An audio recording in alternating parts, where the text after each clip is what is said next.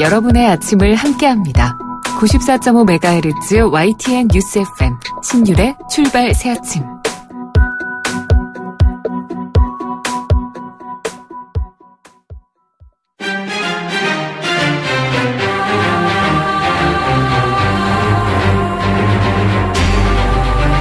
매일 아침을 뉴스로 깨웁니다. 신율의 출발 새아침.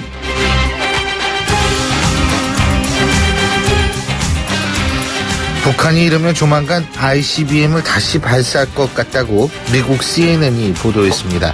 만일 이런 분석이 맞는다고 가정한다면 북한은 진짜 미국과 치킨 게임을 벌이고 있다라고 볼 수 있는데요.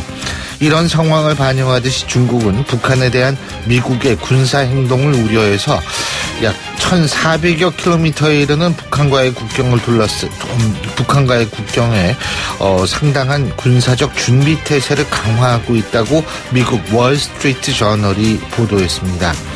한반도의 상황이 긴박하게 돌아가고 있음을 의미하는 것이다. 이렇게 볼 수 있는데요. 이럴 때 가장 필요한 것 바로 우리의 외교력이라고 할 수 있습니다. 과연 우리나라의 외교력이 현재의 상황을 잘 극복할 수 있도록 유도할 수 있을지 주목되는 이유도 바로 여기 있습니다. 신율의 출발 새 아침 오늘 순서 시작합니다.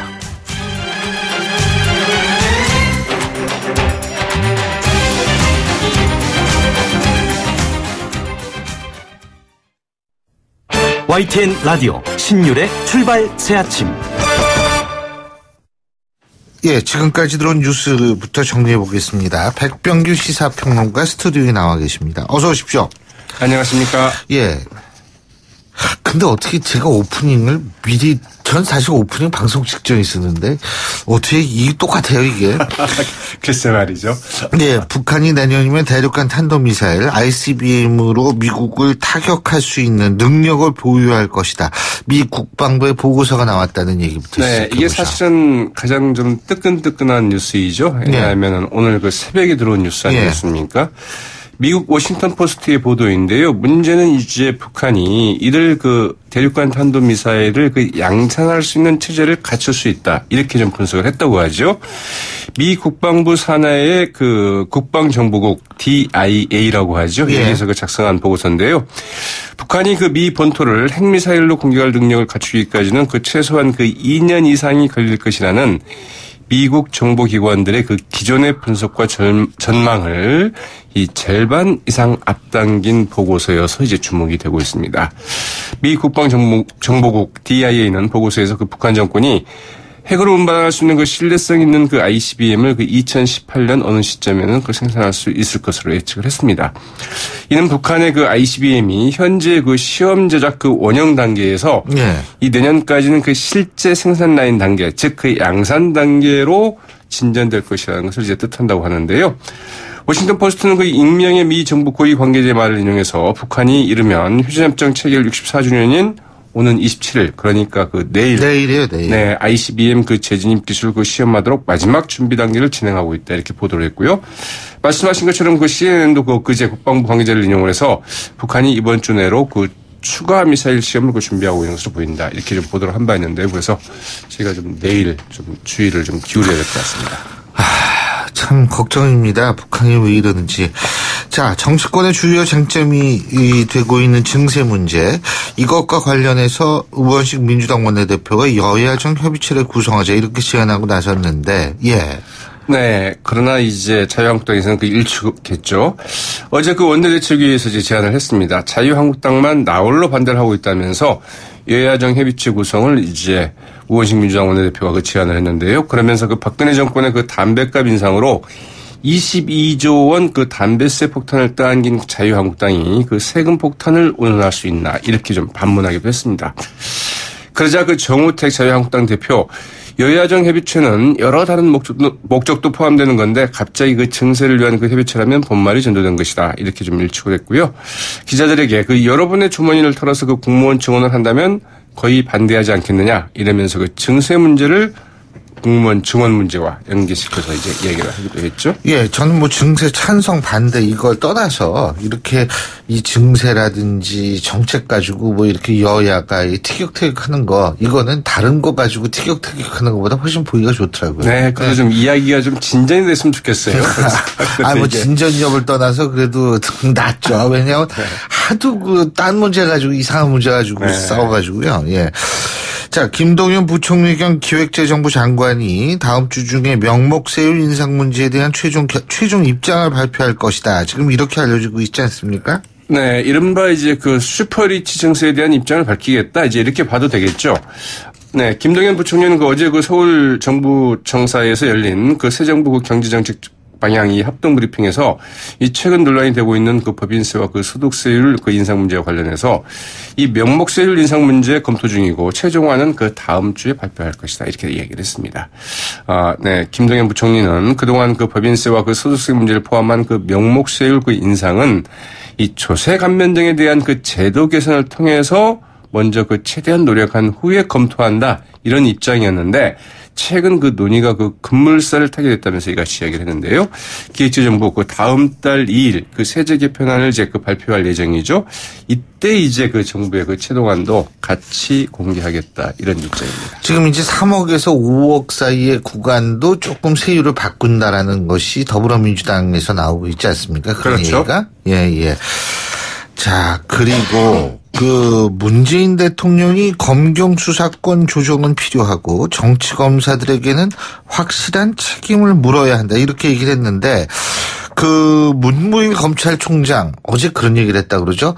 나그네는 날이 맑기를 바라고 농부는 비가 오기를 바란다. 이런 얘기를 했다 그래가지고 예. 네. 이제 바로 어제 그 문무일 검찰총장에게 네. 임명장을 이제 수여하는 자리에서 문재인 대통령이 그런 이야기를 했고요. 문무일 검찰총장이 한시를 품 것도 이제 바로 그 자리였습니다. 네. 이런 시라고 하죠. 네. 하늘이 하늘 일을 하기가 쉽지가 않다. 참 어렵다. 특히 4월의 하늘이 그렇다 그러면서 이제 뭐 농부나 나그네나 다 날을 받기로 하는 사람, 뭐 비가 오기를 희망하는 농부 아니면은 뭐 좀 날이 흐리기만을 희망하는 여러 가지 얘기를 했다고 그러는데 이제 이거는 임명장을 이제 받기 전에 미리 청문회를 해보니까 그렇게 참 주문이 많더라.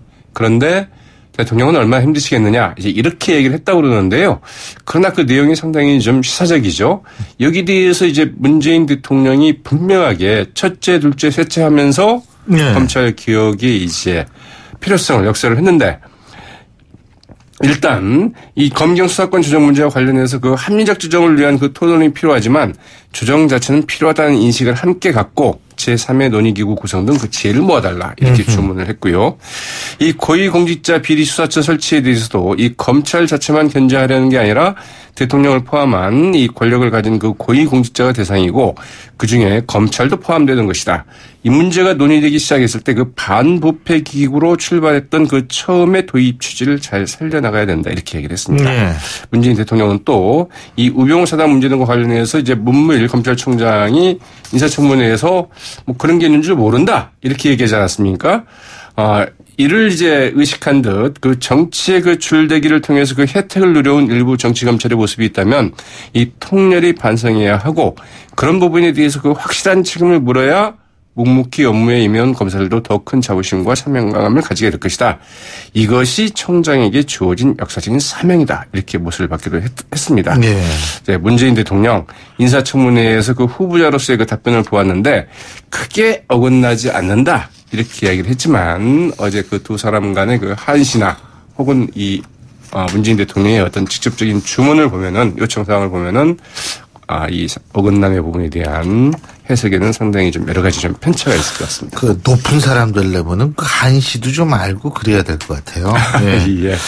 자, 그리고 민주당 의원들이 위안부 피해자 고 김군자 할머니의 장례식장에서 찍은 사진이 지금 논란이 되고 있죠. 네, 그 24일 그 김근자 할머니의 그 성남 그 차병원 장례식장을 찾아서 조문한 그 송영길 손혜원 의원이 시민들과 그 찍은 사진이 논란이 되고 있습니다.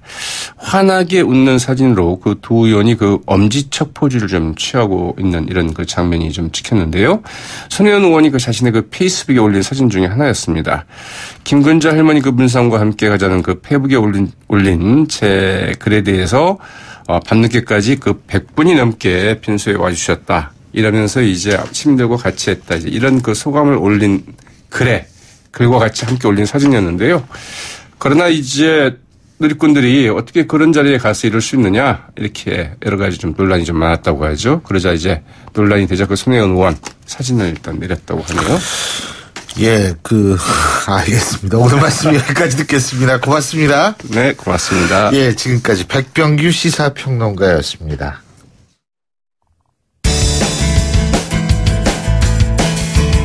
여러분은 지금 FM 94.5MHz로 방송되고 있는 신율의 출발 새 아침을 듣고 계십니다. 의견 주실 분은 짧은 문자 50원, 긴 문자 100원의 이용료가 드는 휴대전화 문자 메시지 우물정 0945번으로 의견 남기실 수 있습니다.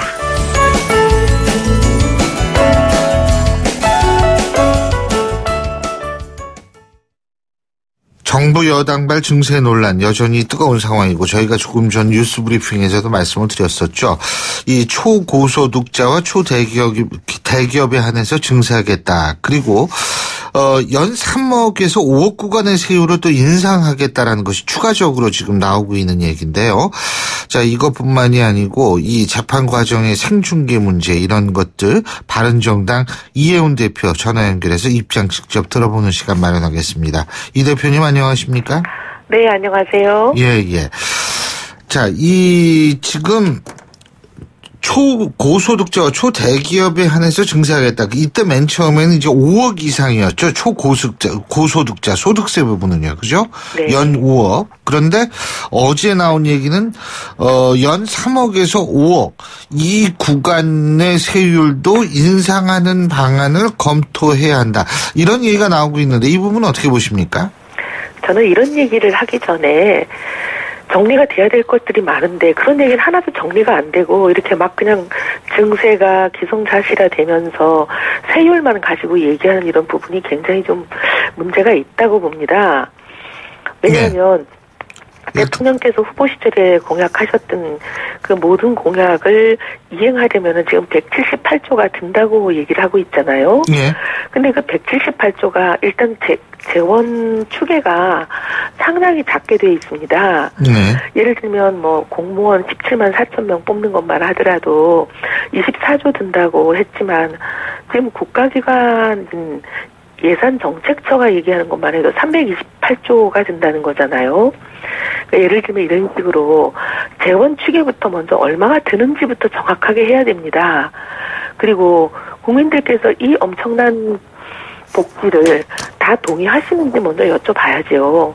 그래서 도저히 안 되는 거, 우리 감당할 수 있는 범위를 넘어섰다 하는 것은 뭐 보육이 됐든 그것이 의료가 됐든 무엇이 됐든 포기하는 수밖에 없습니다. 먼저 그렇게 복지 수준을 정리하고 그리고 나서 복지 수준이 정해지면 부담 수준은 자동 정해지는 거 아니겠습니까? 얼마가 필요하다. 이 얼마가 필요하다부터 먼저 정리가 돼야 되는데 그런 부분은 되지 않고 지금 계속 이렇게 막 그냥 증세 가지고 얘기를 하는 것은 앞뒤가 바뀐 것 같아요. 근데 이 대표님께서 이제 그런 말씀을 해주셨지만 네. 어제 저희가 더불어민주당 김태형 정책위 의장하고 인터뷰를 했거든요. 네. 그런데 이 증세하고 지금 문재인 대통령의 이 공약 이행에 드는 재원 178조하고는 이건 상관이 없다. 어제 분명히 그런 얘기를 했거든요. 아니 왜 상관이 없죠? 그러면 178조를 충당하기 위해서 증세하는 게 아니고 왜 하는 건가요, 그러면? 그러니까 그거는 뭐 예를 들면은 법인세 같은 경우에는 그 회사 보유금 많지 않습니까? 그죠? 유보금 그런 것들을 좀 더 이 경제 활성화를 전국적인 어떤 경제 활성화를 위해서 쓰기 위해서 그렇다 이런 얘기를 했거든요. 근데 그러면 정말 더 솔직하지 못한 게 그럼 178조를 어디서 돈을 끌어올 건지를 지금 얘기를 하셔야 되는데 뭐 해주겠다 약속만 하시고 그 해주겠다를 위해서 필요한 돈을 어떻게 만들겠다는 얘기는 전혀 안 하는데 그 해주겠다는 아무 의미 없는 얘기죠. 공약에 대한 얘기가 정말 헛공약이 되는 것이잖아요. 예. 지금 돈이 하나도 없는데 178조를 충당할 수 있는 돈은. 근데 첫날 지난 19일이죠. 100대 과제를 국정과제를 발표했을 때만 하더라도 그 재원을 증세는 하나도 없다, 증세는 제로다라고 김동연 부총리가 발표를 했잖아요. 정부 주출 좀 줄여서 그리고 이제 탈세다 뭐다 하는 거 좀 잡아가지고 정부 세입을 좀 늘려서 그 두 가지 방법만으로 100% 다 할 수 있다 이렇게 발표를 했거든요. 그랬더니 김부겸 장관이 뭐라 그랬냐면 이거 갖고 이게 말이 되냐 어떻게 이걸로 되냐. 그래갖고 시작한 게 증세 논쟁인데 지금 김태년 정책위 의장이 하는 말은 정말 사실을 오도하는 거죠.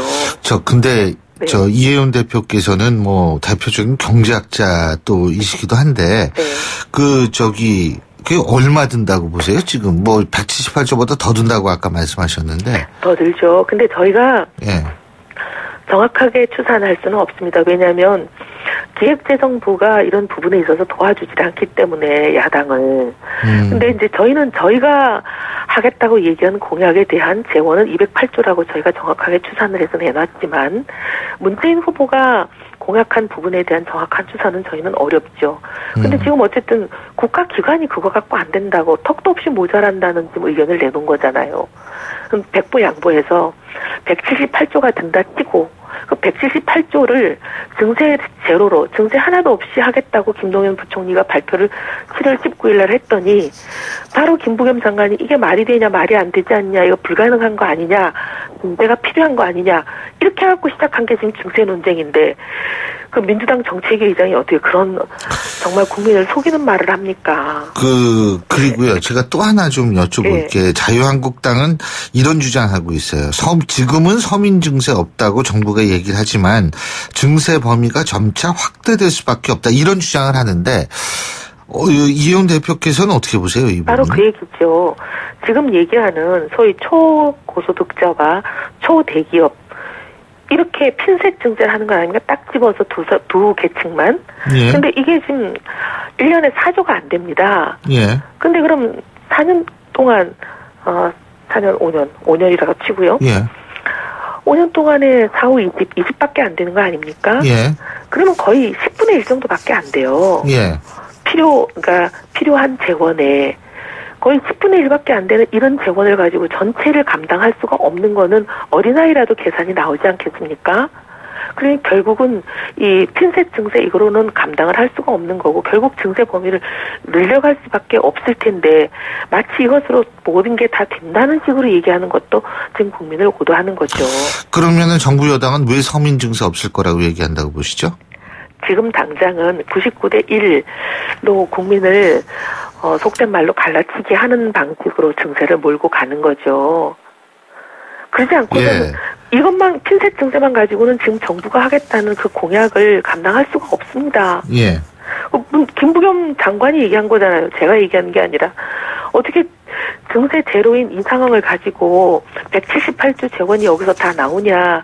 이런 재원, 엉터리 재원 계획이 어딨냐라고 강하게 문제 제기를 해가지고 증세 얘기로 간 건데 결국 이 하겠다는 증세만 가지고는 사실 20조도 안 나오는 건데 어떻게 178조를 감당을 하겠어요. 그러니까 결국은 얘기를 정리해 보자면 이것이 이제 증세 범위가 이게 완전히 확대될 수밖에 없다. 이혜원 대표께서도 그렇게 생각하시는 거죠. 둘 중에 하나죠. 공약을 하나도 다 이행을 못하든지 아니면 공약을 이행하려면은 증세는 이거 가지고는 정말 세 발의 피가 되는 거죠.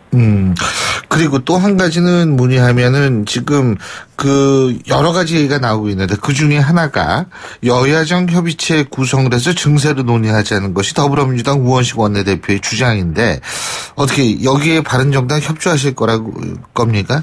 아니, 저희는 그래서 이 핀셋 증세 가지고는 뭐 턱도 없이 모자라는 거잖아요, 재원이. 그래서 전면적인 세제 개편안을 내놓으시라. 이거 가지고는 안 되는 거 다 아는데 어떻게 이것만 갖고 논의를 하겠어요. 그러니 5년 동안 문재인 정부가 얘기한 이 공약을 실행하는 데 필요한 돈, 이 돈을 조달하기 위한 전면적인 세제 개편이 필요한 상황이니까 그 전면적인 세제 개편안을 내놓으면 그거에 대해서는 저희가 논의에 참여하겠다라는 겁니다. 그 세제 개편안이라는 게 뭐예요? 그러니까 예를 들자면? 네. 지금 이 핀셋 증세만 갖고는 안 되는 거 아니겠어요? 근데 이 핀셋 증세 더하기 다른 소득세, 예를 들면 양도소득세도 있는 거고 임대소득세도 있는 거고 지금 말씀하시는 소득세는 보면 근로자들 그렇죠. 종합소득세라든지 예. 유리부가비라고 불리는 분들 예. 중에서도 초고소득자만 딱 집어서 증세를 하겠다고 정부가 나온 건데 이분들 말고 주식시장에서 뭐 몇백억을 벌어도 지금 보면은 세금을 안 내는 분들 이런 분들에 대한 증세가 당연히 논의되지 않겠습니까? 그런 부분들을 어떻게 가져갈 건지 이런 얘기도 내놓으라는 거죠. 그리고 재산세라는 것도 있어요. 그래서 저희 바른정당은 원래 소득이 있는 곳에 세금이 있다. 재산이 있는 곳에 세금이 있다. 더 많이 가진 사람이 더 많이 낸다. 이 원칙으로 저희가 가지고 있는 안이 있습니다. 대선 때부터도 말씀드렸고 저희 바른정당의 안을 전면적인 세제 개편안을 정부가 내놓으면 저희는 그 논의에 참여할 때 저희 바른정당의 예. 세제 개편안을 들고 나가서 같이 협의하고 조정하겠다 예. 이 말씀이죠. 법인세 말씀은 안 하셨네요? 법인세도 마찬가지입니다. 예. 지금 법인세도 보면은 실효 세율이라는 게 예. 실제 세금을 내는 세율이거든요. 예. 법정 세율은 뭐 10%, 20%, 22% 이렇게 돼 있지만 예. 각종 감면하고 면세가 있잖아요. 이런 것을 다 적용하고 나면 실제 세금을 내는 거는 이거와는 천지 차이인 세율입니다. 근데 이제 대기업들이 보면 지금 50억 이익을 내는 기업이 내는 실제 세율보다 5천억 이익을 버는 재벌 기업이 내는 세금, 실제 세금 예. 세율이 예. 더 낮은 이런 거는 굉장히 부당하지 않겠습니까? 예. 이런 여러 가지 잘못된 부분들이 많이 있는데 이런 것을 어떻게 고칠 건지 하는 그런 전면적인 세제 개편안 알겠습니다. 내놓으라는 거죠. 자, 그리고 문재인 정부가 어제 새 경제정책 방향을 발표를 했는데 이 부분과 또 올해 경제성장률 전망치를 3.0%로 잡았죠. 네. 가능하다고 보십니까? 두 가지 질문 드리겠습니다. 지금 좀 낙관적으로 보시는 것 같아요, 너무. 근데 3% 올리면서 경제성장률이 이렇게 좋아질 거다라고 얘기하는데 지금 앞으로 남은 기간은 반년 정도도 채 안 남았습니다. 7월이 다 갔으니까요. 근데 반년 정도 남은 기간 동안에 왜 이렇게 경제성장률을 평균을 이 정도 올릴 만큼 될 거냐라고 주장을 하냐면 추경을 했기 때문에 추경 효과가 있을 거다. 그리고 최저임금을 인상했기 때문에 이 최저임금이 올라간 것 때문에 다 버는 돈들이 높아져가지고 좀 많이 쓰지 않겠느냐. 지금 이 두 가지 얘기를 하시는 거거든요. 예. 첫째 추경은 지금 거의 10월 좀 넘어야 효과가 실질적으로 집행이 됩니다. 네. 사람을 뽑고 하는 것들 네. 채용을 하는데 시간이 걸리고 절차가 필요한 거잖아요. 예. 근데 이 추경의 효과는 정말 한두 달 정도밖에 나타나지 않을 텐데 굉장히 제한적입니다. 그래서 이 정도 경제 성장률을 올린다고 볼 수가 없고요. 예를 들면 이렇습니다. 박근혜 정부 때 보면 거의 매년 추경을 했거든요. 예. 40조나. 근데 성장률은 올라가기는 그냥 오히려 성장률은 떨어졌습니다. 그러니까 추경을 한다고 무조건 성장률이 오른다 이런 공식은 성립하지 않습니다. 예. 그리고 최저임금만 하더라도 예. 지금 최저임금이 올라가서 예. 좋아지는 계층도 있지만 사업이 어려워진다든지 또 아니면은 고용이 줄어들 수도 있는 부분 여러 가지 플러스 마이너스 효과가 혼재하기 때문에 이걸 가지고 일방적으로 플러스 효과만 있다 이렇게 얘기하기는 어렵습니다. 예.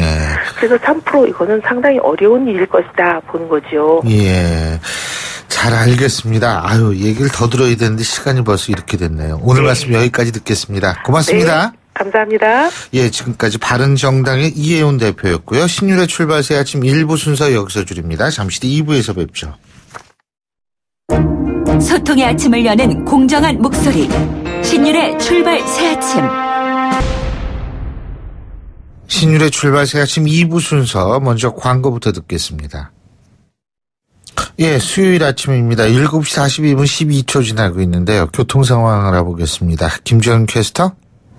네, 출발새 아침 교통정보입니다. 서부간선도로 외곽 쪽 교통량이 부쩍 늘었습니다. 양평교에서 신정교, 안양교에서 금천교까지 차량 밀리고 있고 도심 쪽으로도 신정교에서 목동교 지날 때까지 시속 20-30km 안팎으로 느리게 이동을 합니다. 이 주변에 국회대로도 신월에서 목동교 쪽으로 정체 서행을 반복하고 있고요. 경인로도 고척교에서 신도림역 쪽으로 가는데 시속 30km 미만으로 이동을 합니다. 동작대로는 사당역에서 이수역 사이 양방 향 교통량이 많은 편이고요. 분당 수서로는 도심 쪽으로 수서에서 탄천 1교까지 밀리고 있는데요. 옆에 언주로도 내곡나들목에서 구룡터널 쪽으로 내곡나들목 부근 지나는데 밀립니다. 청담대교는 북단에서 남단 쪽으로 차량 정체가 되고 있습니다. 내부순환로 성수동 쪽으로는 홍지문터널 부근 일대로 차량 밀리고 있고요. 성산대교 쪽으로 이동하는 길은 마장램프 부근 하위 차로에 고장차가 있다는 현장 제보니까 차로 변경에 유의하시기 바랍니다. 출발새 아침 교통정보였습니다. YTN 라디오 신율의 출발 새 아침. 원세훈 전 국정원장의 파기환송심에서 새로운 증거들이 채택됐는데 그 증거가 정치권에 지금 논란거리로 떠올랐죠. 국정원 내부 회의록에서 삭제된 부분을 복구해가지고 공개한 건데요. 언론 잘못할 때마다 쥐어 패는 게 정보기관의 할 일이다부터 시작을 해가지고 참 여러 가지 기가 막힌 정황이 나오고 있습니다.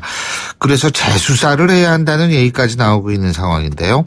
법조인 출신이고요. 법무부 장관에 역임하셨죠. 국민의당 천정배 전 대표 전화 연결해서 입장 들어보겠습니다. 안녕하십니까? 예, 안녕하세요. 천정배입니다. 예. 자, 기사가 난 다음에 보도를 차단시키겠다는 게 무슨 소리냐. 기사 나는 걸 알고 못 나가게 하든지 잘못 쓴 보도 매체를 없애버리는 게 공작을 하는 게 여러분들이 할 일이지 뭐냐. 또 매체를 쥐어 패는 게 정보기관의 할 일이다. 이런 얘기들을 이제 국정원장이 직원들한테 얘기를 했다는 건데, 예? 자, 이런 걸 어떻게 이해해야 됩니까? 참 기가 막힌 일입니다. 이게 국민 세금으로 봉급 줘가면서 국가 안보 지키라고 막강한 권한을 줬지 않습니까? 예. 그것도 외부로는 은밀하지만 자기들 내부에서는 간부들 다 모아놓고 공공연하게 이런 사실은 범죄 행위를 하라고 명령한 거란 말이에요. 이게 조폭이나 다름없는 짓이고요. 사실 이런 게 헌정 파괴고 국정농단이고 저는 쿠데타에 준하는 만행이 아닌가 싶습니다. 촛불이를 지금 국민한테 돌린 거 아닌가요? 언론을 탄압하라고 하고요. 이게 정말 국정원이 박근혜 부정선거 대책본부였다고 볼 수도 있고요. 그런데요, 솔직히 말씀드리면 어느 정도 짐작되는 바이기도 합니다. 이 통제받지 않는 권력은 악의 편 아닙니까? 예. 권력이라는 게 음습한 곳에서는 이렇게 조폭이나 다름없는 짓을 하는 경향이 있어요. 그래서 이번 기회에 국정원처럼 음지에서 일하는 권력기관을 적절히 통제해야 합니다. 그리고요, 이게 선거 문제가 또 나타났는데, 예? 우리 지부에서 우리 지부라는 건 이제 국정원 지부겠죠. 우리 지부에서 지자체장이나 의원 후보들을 검증해서 어떤 사람이 도움이 되겠나 만들어야 한다. 예? 현장에서 교통정리 잘 될 수 있도록 챙겨보라. 이거는 뭐라고 보십니까? 과거에 이것도, 국정원 전에 안기부였고, 안기부 전에 중앙정보부였단 말이에요. 예. 그럼 유신 시절이나 박정희 시절에, 중앙정보부라는 것은 사실은 모든 국가 행위를 통제하는 그런 사실 제왕적 위치에 있었습니다. 그게 생각납니다. 그때는 선거도 다 자기들이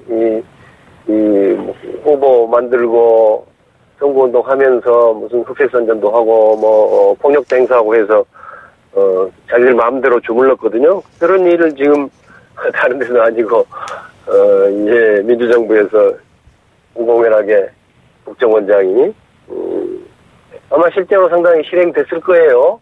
그게 옛날만큼이야 못하겠지만 어쨌든 자기들로서는 그 조직이 또 엄청나게 상명하복 시키는 대로 하는 조직 아닙니까? 그래서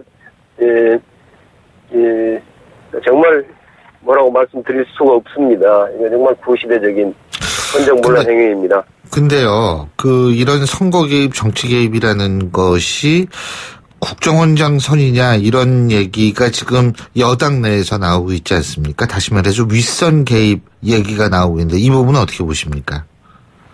국정원은 대통령의 직속기관입니다. 국정원장의 바로 위에 대통령이죠. 윗선이라는 게. 예, 또 그다음에 현실적으로 국정원이 늘 대통령의 친위대 역할을 해오고 있지요. 국정원장이라고 그러면 형식적인 위치가 뭐든 간에 사실은 이 장관보다도 더 비중이 큰 무슨 거의 총리급으로 생각하는 정도의 그런 위치에 있죠. 그러니까 그런 점에서 과연 이것이 바로 윗선이라는 것은 당시 대통령인 이명박 대통령일 텐데 이명박 대통령의 개입 여부를 따져봐야 한다는 주장이 나오고서 너무 당연합니다. 그래서 국회에서 국정조사를 한다든가 우선 국회에서 이 문제 따져야 될 것 같고요. 또 검찰 수사도 할 필요가 있다고 생각합니다. 윗선에 대해서요? 윗선이 이명박 대통령이죠. 예. 근데 자유한국당 쪽 그리고 이제 다른 친이계 쪽에서는 이것이 정치 보복이다 지금 이런 얘기를 하고 있거든요. 그래요? 쿠데타를 처벌하는 것도 정치 보복인가요? 정도의 문제인데 지금 우리 신 교수님께서 아까 불러주셨잖아요. 예, 선거를 어떻게 하고 그 문서가 무슨 누가 밖에서 누가 만든 찌라시 이른바 찌라시란 게 아니지 않습니까? 예. 국정원 자신들이 만들어서 갖고 있다가 그걸 내놨으니까 사실은 그 정말 추악한 쿠데타에 준하는 일이죠. 그걸 그걸 어떻게 해서 야당 탄압입니까? 그 국정원이 무슨 지금 야당 기관입니까? 알겠습니다. 그리고요. 또 여쭤볼 게 하도 많아서 이 박근혜 전 대통령뿐만이 아니고 1, 2심 선고 재판장이 허용하면은 생중계해야 된다. 이 얘기가 나오고 있는데 이게 또 뭐 인권에 관한 문제다, 알 권리에 관한 문제다. 그리고 이제 또 이 야당 쪽에서는 뭐 인민재판 얘기까지 나오고 이러는데 이 부분은 법조인으로서 어떻게 보십니까? 예, 우선 헌법의 109조인데요. 예. 재판의 심리와 판결은 공개한다. 이렇게 공개가 원칙입니다. 예. 그래서 재판의 방청을 원하는 사람은 그 재판 관계자하고 무슨 피고인이나 이런 사람하고 아무 관계가 없는 사람이라 하더라도 일반 시민도 법정 시설이 수용하는 한 누구든지 방청할 수 있는 것입니다. 이것이 원칙이지요. 예. 그런데 이제 그 사회적 이목을 국민들이 관심을 많이 갖고 있는 사건은 법정 시설이 부족해서 사실 못 들어가잖아요. 예. 그러니까 이거를 지금은 어떤 그 방송을 통해서 보게 하는 것은 헌법의 정신에 맞는다고 생각합니다. 세계적으로도 과거에 그 유명한 O.J. 심슨 판결 있었죠? 예. 살인 혐의를 받아서. 국제적으로 다 생중계됐잖아요. 한국에서도 볼 수 있었습니다. 그 미국의 재판인데. 그런 것처럼 이게 사실은 재판의 선고뿐만 아니라 심리도 공개하는 것이 원칙입니다. 예. 다만 이런 측면이 있겠죠. 이게 박근혜 대통령처럼 지금 1심 재판을 받고 있는데 무죄 추정의 원칙 또 무죄 추정을 동시에 받고 있으니까 재판이 끝났는데 보니까 이거 대법원까지 가보니까 무죄라든가 이런 경우에 그동안에 나타났던 여러 가지 이제 그 생중계를 통해서 유죄라는 그런 인식이 국민들한테 퍼지는 거 이런 게 좀 걱정되는 것은 사실이죠. 그래서 그러나 원칙은 공개인 것이고 예외적으로 이제 적절치 못하다고 할 때는 그건 재판장이 이 판단에 의해서 비공개할 수 있다 하는 것이 이번에 대법원의 지침이어서요. 지침 자체는 지극히 정당하다고 생각합니다. 예. 근데 이제 일반 국민들, 물론 법은 상식이라고 얘기하지만 법에 대한 지식이 많지 않을 경우에는, 또 본인들이 나름대로 다 판단을 해가지고, 저 판결은 저 말도 안 된다. 이런 식의 얘기가 또 나오고 그러한 것들에 대한 부담을 또 법원들이 가질 수 있는 건 아니겠어요? 그런데 사실은 법원도 국가 권력이 아닙니까? 국가 권력의 일부인데, 국민들한테 그런 비판을 받을 수 있어야 되죠. 이번 재판이라고 그래서 하느님이 하는 거 아닙니다. 여러 가지 실수도 있을 수 있고 오판도 많이 있지 않습니까? 이런 점에 대해서 투명하게 국민들이 감시하는 가운데 할 수 있어야 되겠지요. 자, 그리고 요거 좀 다른 얘기인데요. 지금 천정배 의원께서도 전당대회 출마하시는 거죠? 예, 8월 27일인데요. 예. 예, 출마를 오래전부터 결심하고 있습니다. 근데요, 지금 어제 국민의당 내부에서도 이 얘기가 나왔다고 그러는데, 안철수 전 대표가 정계 은퇴를 해야 된다, 이런 얘기가 나왔다고 하거든요. 근데 또 일부 지역위원장이라든지 이런 분들은 안철수 전 대표가 당대표에 나와야 한다, 이런 얘기를 한다고 하는데, 이게 어떤 얘기입니까? 예, 공당이니까, 예. 더구나 이제 국민의당이 대선 패배 이후에 또 최근에 있어서는 안 될 사건으로 상당한 어려움에 처해있지 않습니까? 예.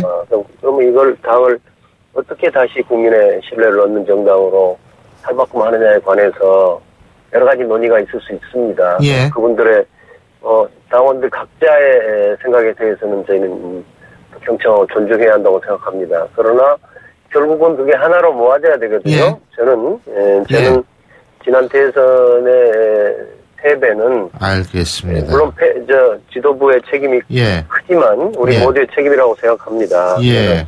생산적으로 알겠습니다. 당내 단합을 하는 것이 먼저라고 생각합니다. 예, 오늘 말씀 여기까지 듣겠습니다. 고맙습니다. 예, 감사합니다. 예, 지금까지 국민의당 천정배 대표였습니다. 신율의 출발 새아침 2부 순서 여기서 줄입니다. 전 8시 10분 3부에서 뵙죠.